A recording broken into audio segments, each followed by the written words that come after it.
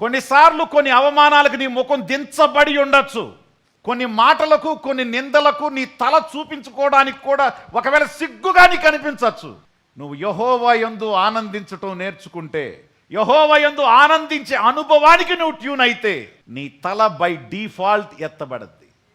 నీ తల డిఫాల్ట్ ఎత్తబడద్ది. రాహబు వేశ్య. ఇంటోళ్ళు అనేవాళ్ళు నువ్వు వేశ్యవి, ఊరోళ్ళు అనేవాళ్ళు నువ్వు వేశ్యవి. ఎవ్వరూ ఆమెకు ప్రాధాన్యత, గౌరవాన్ని ఇచ్చేవాళ్ళు కాదు. ఒకరోజు ఇంటోళ్ళందరూ ఆమెకి పూలదండేసి శాలువా కప్పి దండం పెట్టి ఆమెకి ఒక రకంగా పూజ చేశారు. ఎప్పుడు? అవమానంతో తలదించుకున్న ఆమె వలన వాళ్ళ ఇంట్లో ఉన్న వాళ్ళందరూ ఏమయ్యారు? చావకుండా బ్రతికారు. వాళ్ళందరినీ కాపాడింది ఎవరు? తల దించబడిన వేశ్య. ఆమె తలను ఏమయ్యారు? ఎత్తాడు. ఈ రహస్యాన్ని గుర్తుపెట్టుకోండి. నీ తల పైకెత్తబడుతుంది. నీ షేమ్ నీ ముఖం మీద నుంచి వెళ్ళిపోతుంది. నీ సిగ్గు నీ ముఖాన్ని వదిలేస్తుంది. మీ అవమానం మీ ముఖాల నుంచి తీసివేయబడి ఘనతతో నింపబడుతుంది. Praise the Lord. నీవు ప్రార్థన చేస్తే ఆయన వింటాడు.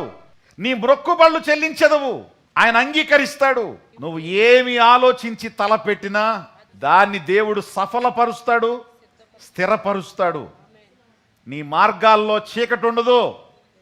నీ మార్గాల్లో ఏం కలుగుతుంది? వెలుగు ప్రకాశిస్తుంది. కాబట్టి నువ్వు మోసపోవు. వాట్ ఈజ్ వాట్ అనేది నీకు తెలుస్తుంది. కాబట్టి నువ్వు మోసపోని వ్యక్తిగా ఉంటావు. ఎవరికి? యెహోవా యందు. Glory to Jesus. చెప్పండి, మనం కలిగిన వాటిని బట్టి ఆనందిద్దామా? కలిగి ఎన్ని మనకున్న ఇచ్చిన యెహోవా యందు ఆనందిద్దామా? ఇది చర్చకు ఉండాల్సినటువంటి మైండ్. ఇది విశ్వాసకు ఉండాల్సినటువంటి mind set.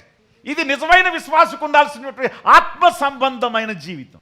Hallelujah, praise the lord. కాబట్టి ఈరోజు మొదటి మాటగా మీతో చెప్తున్నాను, ఎవరైతే యెహోవా యందు ఆనందించటం నేర్చుకుంటారో వాళ్ళ జీవితాల్లో నెంబర్ 1, వాళ్ళ జీవితంలో వాళ్ళు ఏం చేస్తారట? బలం పొందుతారట. వారి తలలు పైకెత్తబడతాయట.